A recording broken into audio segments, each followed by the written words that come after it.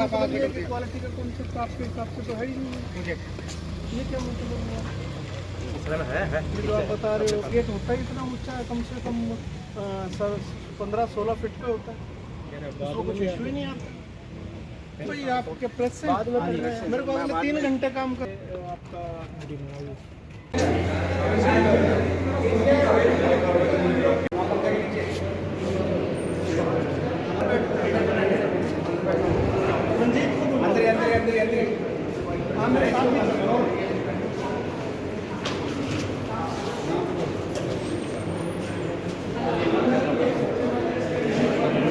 आए हैं उनकी जांच और निरीक्षण और परीक्षण के लिए सार्थक की टीम यानी नेशनल हेल्थ मिशन से हम लोग आए हुए हैं। हमारा उद्देश्य केवल जिस तरह से आप कह रहे हैं कि केवल काम जिसको कहना चाहिए ना कमियां या खामियां ढूंढने वाली बात नहीं है, वो एक तरीका ज़रूर है। जब आप विज़िट करते हैं तो आपको नज़र आती हैं बहुत सारी चीज़ें, उनको दुरुस्त करना तो एक पार्ट है ही है।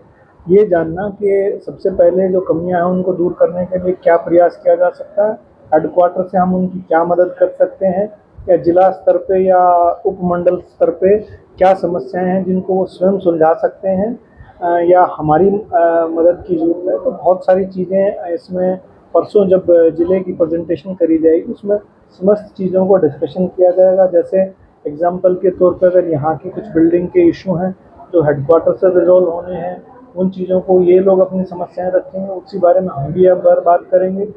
इसके अलावा फाइनेंस से रिलेटेड यानी बजट का प्रोविज़न का कुछ इशू है, एचआर का, ह्यूमन रिसोर्स का कोई अगर इशू है, जैसे अभी रिसेंटली एमओज की भर्ती में ज़िला में कुछ जिसको कहना चाहिए मेडिकल ऑफिसर्स जो हैं वो भी नियुक्त हुए हैं। अभी एक और लिस्ट में हमने जारी करी और आने वाले दिनों में बचे हुए जो 58 की एक और लिस्ट है वो भी आज हम फाइनल करके आए हैं। तो आने वाले दिनों में और भी सभी ज़िलों में जो है चिकित्सा अधिकारी और नियुक्त किए जाएंगे। तो हमारा पर्पज़ ना केवल क्वालिटी को जांचना है बल्कि जो सर्विसेज हैं उनकी गुणवत्ता के साथ साथ उपलब्धता को भी सुनिश्चित कराना ज़रूरी है। कुछ ट्रेनिंग की अगर ज़रूरत है एम्प्लॉयज़ को या स्टाफ को, उसकी ज़रूरत है। जहाँ हैंड होल्डिंग की ज़रूरत है वहाँ हैंड होल्डिंग की जाएगी, या कुछ जो लोग जिसको कहना चाहिए रिलेक्टेंट हैं या काम करने में इच्छुक नहीं है, जानबूझकर उनके खिलाफ एक्शन की भी अनुमोदना की जाएगी। लेकिन ये सभी जो है परसों जब प्रेजेंटेशन होगी उसमें जवाब तलब करने के बाद इस किस्म की बातें जो हैं वो जो सामने आएंगी, तो जो अच्छा काम कर रहे होंगे उनको अप्रिसिएशन भी दिया जाएगा। यदि कोई ऐसा कर्मचारी है जो जानबूझ के काम नहीं किया जाए तो उसके खिलाफ अगर यदि जरूरत पड़ी तो अनुशासनिक कार्रवाई भी की जाएगी। एक साथ में हम ये भी जानने की कोशिश कर रहे हैं कि क्या हमें सभी जिसको कहना चाहिए वर्ग के, चाहे वो डॉक्टर्स हों, चिकित्सा अधिकारी अगर मैं जिनको कहूँ, चाहे वो हमारी नर्सिंग अमला हो या फार्मासिस्ट हो या हमारे रेडियोग्राफर्स हो या अन्य कर्मचारी, इवन चाहे हमारे क्लास 4 या स्वीपर, जैसे वैसे हम ये वर्ड यूज़ नहीं करते, जनरल ड्यूटी असिस्टेंट और हाउसकीपिंग स्टाफ जो है, क्या उनको भी ट्रेनिंग की ज़रूरत है? क्या हमारे अन्य रिपेयर मेंटेनेंस के जो हमारे एचकेआरएम के एम्प्लॉय और साथी हैं क्या उनको भी ट्रेनिंग की ज़रूरत है? ये सारी चीज़ें हमें देखनी है और अल्टीमेटली हमारा एक पर्पज़ ये रहेगा कि स्वास्थ्य सेवाएं ना केवल सुचारू रूप से चलें बल्कि उनकी गुणवत्ता भी बेहतर हो। सर ज़्यादा खामियां सुनने में आया है सर, कुछ कर्मचारी जिसकी प्रेजेंटेशन लगती है उनको सैलरी भी दी जाती है, लेकिन बिल्कुल एक रिप्रेजेंटेशन मुझे भी जब मैं आया तो उन्होंने दी है। ये जांच का विषय है। देखिए 1 मिनट में आपके सामने है, ऑलमोस्ट मैंने सारा राउंड लिया है, मैं इमीडिएटली उसके ऊपर कोई कमेंट नहीं कर सकता, लेकिन अगर ऐसा है तो उसके ऊपर एक्शन जरूर होगा। तो सर ज़्यादा खामियां क्या देखने को, पूरी बिल्डिंग आपने बारीकी देखिए बिल्डिंग की स्थिति तो एक इशू है, वो आप सबको पता है, यहाँ आप सभी स्थानीय निवासी हैं, उसके बारे में रिपेयर मेंटेनेंस और वो हेडक्वार्टर से अगर जरूरत है, क्योंकि जैसे मैंने कहा परसों जब हम बैठेंगे तो उस वक्त ये भी हेडक्वार्टर से भी टीम आएगी, तो अगर बजट की अनुमोदना की जरूरत है या पीडब्ल्यूडी के अधिकारियों से या एक्शन से किसी से बात करने की जरूरत है तो वो हम करेंगे। जहाँ तक आप एक चीज़ और ये कह रहे हैं कि डिले हो सकता है, पहले रहा हो, तो इस बार ये जो भी विजिट होगी इसकी समस्त सूचना जो है वो जिला उपायुक्त को भी दी जाएगी, ताकि निदान इन समस्याओं का टाइमली, चाहे वो एसडीएम महोदय के माध्यम से हो या जिला उपायुक्त के माध्यम से हो, या अन्यथा एक्शन या पीडब्ल्यूडी या अन्य किसी विभाग के साथ अगर हमें सहयोग या एक दूसरे के साथ बैठ के बात करने की जरूरत है तो उसका भी करेंगे। तो आपने सर ज़्यादातर देखा कि वायरिंग की गई है, वायरिंग पर आपका ध्यान रहा था? नहीं नहीं, ऐसा नहीं है, वो एक तरीका होता है ताकि उसको ये लगे कि एक बार कंप्लीट वार्ड का राउंड लिया तो आने वाले दिनों में, क्योंकि लूज हैंगिंग वायर्स कई बार शॉर्ट सर्किट का कारण बन जाती है और एक ये बहुत मेजर कारण हो जाता है एक जिसको कहना चाहिए दुर्घटना बनने का। सर हमारे आपसे देखने में आता है प्राइवेट एम्बुलेंस वाले इमरजेंसी वार्ड तक आदमी चले जाते हैं। नहीं, ये मैंने आपको शुरुआत में देखा तो हम इमरजेंसी का रास्ता भी बदलेंगे, जो इनको मैंने दिशा निर्देश दिए हैं। बाहर की जो लाइट्स हैं या इलेक्ट्रिसिटी का प्रबंधन या रोशनी का प्रबंधन है वो भी सुचारू रूप से किया जाए, गेट पे डिस्प्ले भी लगाया जाए अस्पताल का, उसके लिए भी दिशा निर्देश दिए। आने वाले दिनों में हम कुछ इनको बजट इस तरह से प्रोवाइड करेंगे ताकि क्वालिटी सर्विसेज के साथ साथ सभी चीज़ें वहाँ पर उपलब्ध हों।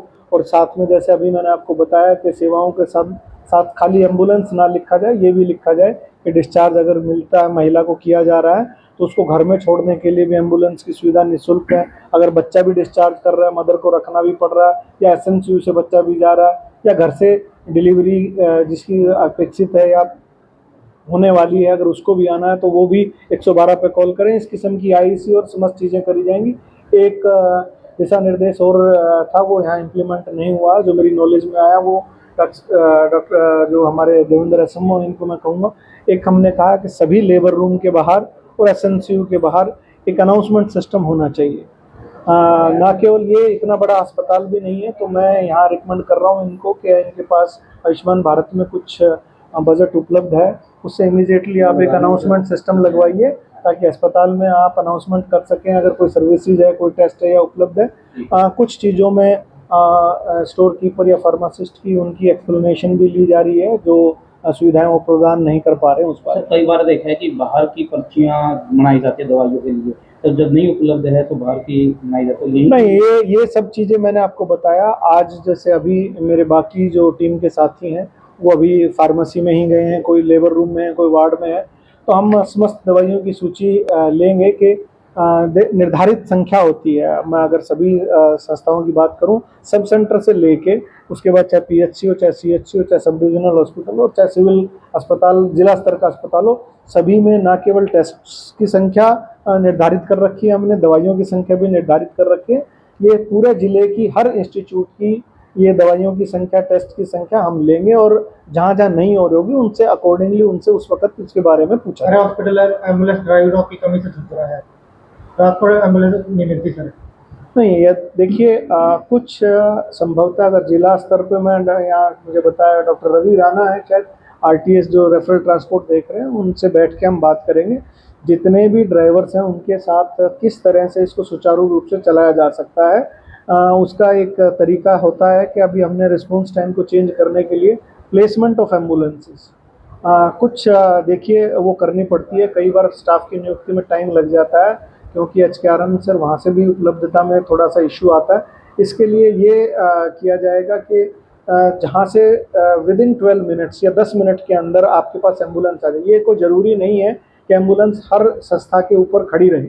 अगर इतनी दूरी में निर्धारित किया जा सके कि पास के अगर 2 इंस्टीट्यूट को भी मिला के अगर एक एम्बुलेंस कहीं स्टेशन करी जाए तो 10 मिनट में अगर कहीं पहुंच जाए तो वो रिक्वायर्ड जो है वो टाइम पूरा हो जाए। तो इस तरह से हम इनको ट्रेनिंग देंगे, इनके फ्लीट मैनेजर को करके हम एक दोबारा से जो जिसको एक होना चाहिए निर्धारित करेंगे इनका स्थान सभी एम्बुलेंसेज का। तो संभवतः कुछ लोगों को इसमें एक बार नाराज़गी भी लगती है कि मेरे गांव से या मेरी पीएचसी से हटा दिया। नहीं, हमारा पर्पज़ हटाना नहीं है, हमारा पर्पज़ ये है क्योंकि आपने 112 पे कॉल करनी है, आपने डायरेक्ट एम्बुलेंस से जाके बात नहीं हो सकती, तो आपको 112 से कॉल करनी है। तो हम ये निर्धारित करेंगे कि 10 मिनट के 12 मिनट के अंदर आपके पास एम्बुलेंस पहुंच जाए। सर कई बार बड़ी प्रॉब्लम भी आती है, कई बार जब डिलीवरी महिला आती है, जैसे सुबह आती है, वो रात को 12 बजे या 2 बजे उसको बोला जाता है कि आपको ऑपरेशन होगा, यहाँ से ले जाइए, तो फिर उसका से बहुत इसके ऊपर बिल्कुल हमने ऑलरेडी एक ब्लैंकेट सैंक्शन इनको जारी कर दिया। आने वाले दिनों में आपके माध्यम से भी मैं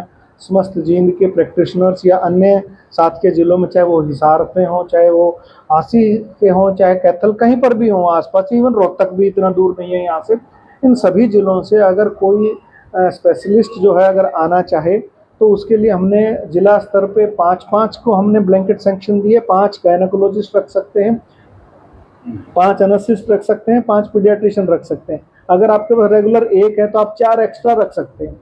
हमने सब डिविजनल अस्पताल पे ब्लैंकेट सेक्शन दे दिए इसी बात को लेके कि आप 3-3 रख सकते हैं, 3 पीडियाट्रिशियन, 3 गायनेकोलॉजिस्ट, 3 एनेस्थिस्ट।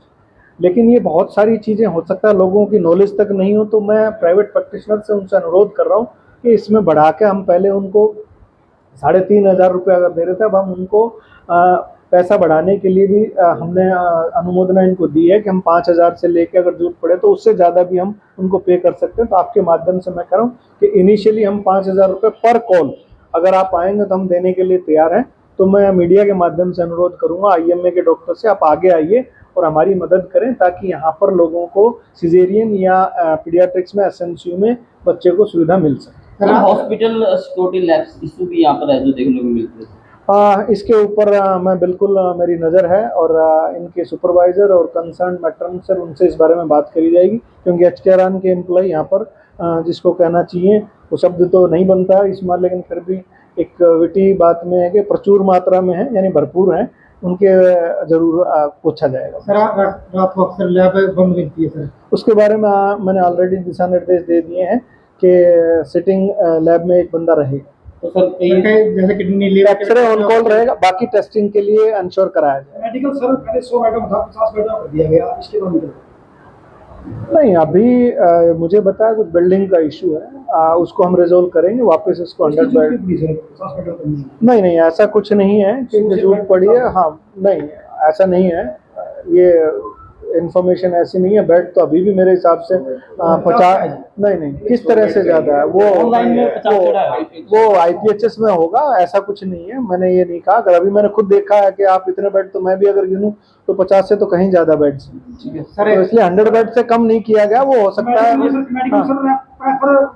रेफर करने का रिवाज ज्यादा है इस मेडिकल में, उसके बिल्कुल हो सकता है। और इसके ऊपर भी हम लोगों ने एक रेफरल का एक सिस्टम हमने बनाया हुआ है कि इनसे हम रेफर की रिपोर्ट भी मांगना शुरू कर रहे हैं। मैंने एक बात फिर बोली ना आपको कि मैं अनुरोध कर रहा हूँ, आपके माध्यम से कर रहा हूँ कि आप गायनेकोलॉजिस्ट, कोई पीडियाट्रिशियन, कोई एनेस्थिस्ट आना चाहे तो हमने उनको पैसे उनके बढ़ा दिए हैं। प्रत्येक कॉल हम 5,000 रुपये तक देने के लिए तैयार हैं, सिंगल पेशेंट के लिए। अगर आप सिजेरियन के लिए आते हैं तो इसीलिए अगर आने वाले दिनों में अगर डॉक्टर्स हमारे पास आएंगे तो हमारे को रेफरल की जरूरत भी कम पड़ेगी।